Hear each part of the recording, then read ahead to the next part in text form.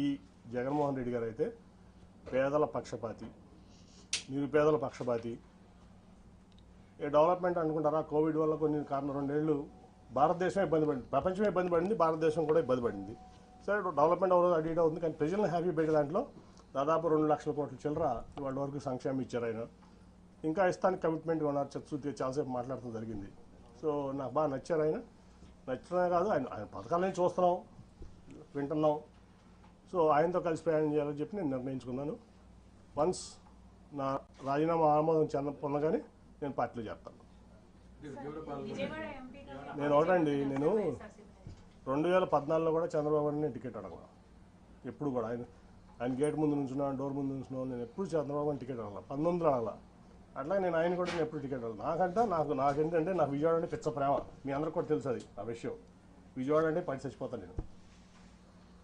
నాకు కావాల్సిన విజయవాడ డెవలప్మెంట్, విజయవాడ ప్రాంత ప్రజలు మంచి చేయడం. అందుకే టాటాని తెచ్చిన, గట్టిగా ఆయన కాళ్ళు పట్టుకుని నువ్వు వద్దు చంద్రబాబు నాయుడు గారు. ఆఖరికి విమానాశ్రయం కూడా నేనే చేసిన. ఎందుకంటే ఆయన 5,000 ఎకరాల్లో ఇక్కడ కట్టుకుందాం అనుకున్నాడు ఈ నాగార్జున యూనివర్సిటీ దగ్గర.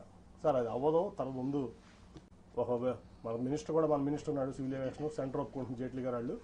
అంటే నాకు సపోర్ట్ ఆ రోజు వెంకయ్యనాయుడు గారు, శ్రీనివాస్ చౌదరి గారు. లేకపోతే ఆ ఎయిర్పోర్ట్ కూడా ఉండేది కాదు.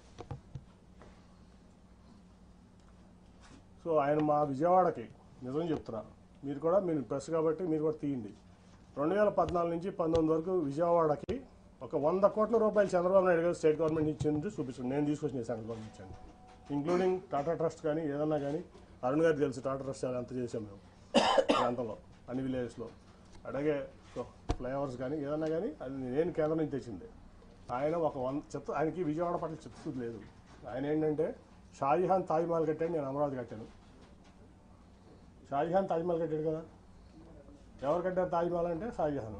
అమరావతి ఎవరు కట్టారంటే చంద్రబాబు నాయుడు కట్టాలన్న ఇది తప్ప విజయవాడ పట్ల ఆయన చిత్తశుద్ధి లేదు. నాకు తెలిసేప్పుడు అది ఒక 100 కోట్లు కూడా 2014 నుంచి 19 వరకు విజయవాడ అభివృద్ధి కోసం చంద్రబాబు నాయుడు ఇచ్చింది లేదు, చేసింది లేదు. నేను మొదటి నుంచి చెప్తున్నా.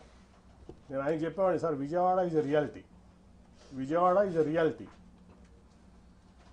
Amaravati is your dream which has to be converted into a reality. అది అవ్వదు సార్. గిఫ్ట్ సిటీ కట్టారు ప్రధానమంత్రి గారు. ఇంకా చాలా ఇబ్బంది ఉంది అక్కడ. ఎకానమీ అంటే అప్స్ డౌన్స్ ఉంటాయి. ఒక ఢిల్లీ వదిలిపెట్టి, ఎన్సీఆర్ వదిలిపెట్టి, అహ్మదాబాద్ వదిలిపెట్టి, బాంబే వదిలిపెట్టి, పూణే వదిలిపెట్టి, చెన్నై, బెంగళూరు, హైదరాబాద్, కోల్కతా వదిలిపెట్టి అమరావతి ఎందుకు వస్తారు సార్? ఎవరన్నా దేనికి వస్తారు? ఇవన్నీ అవ్వవు సార్. ముందు విజయవాడ, గుంటూరు ఇవన్నింటినీ చేసుకుందాం అని చెప్పి ఎన్నో సందర్భాలు కన్ఫరెంట్ అయ్యాను. కానీ ఫస్ట్ టైం నేను ఎంపీని, నీకేం తెలియదు అని చెప్పి నన్ను తోసేవాళ్ళు. ఓకే, నా పని నేను ఏదో సెంట్రల్ గవర్నమెంట్ తెచ్చుకున్నా, నా విజయవాడ కోసం చేసుకున్నా. ఓకే, నేను హ్యాపీ, నా విజయవాడ ప్రజలు హ్యాపీ. నన్ను వాళ్ళు ఓన్ చేస్తున్నారు, వాళ్ళు నేను ఓన్ చేసుకున్నా. రెండోసారి యాంటీఓలో కూడా నన్ను గెలిపించారు. దానికోసం నేను కష్టపడుతున్నాను, ఇంకా కష్టపడతా. సో నేను అనేది ఏంటంటే నేను ఎప్పుడు ఆయన్ని టికెట్ అడగలా, ఈయన్ని టికెట్ అడగలా. సో నేనైతే జగన్ గారితో సేల్ చేద్దామని చెప్పి నిర్ణయించుకున్నా. సేల్ చేస్తాను. ఆయన ఏ బాధ్యతలు చెప్తే అది చేస్తాను. సార్ మీతో పాటు టీడీపీలో సిట్టింగ్ ఎంపీలు చాలా మంది పోటీకి దూరంగా ఉన్నారు, ఎందుకంటే మిగతా ఎంపీల గురించి తెలియదు కానీ విజయవాడ పార్లమెంట్లో అయితే టోటల్గా 60% టీడీపీ ఖాళీ చేసేస్తాం, దాంట్లో డౌట్ లేదు.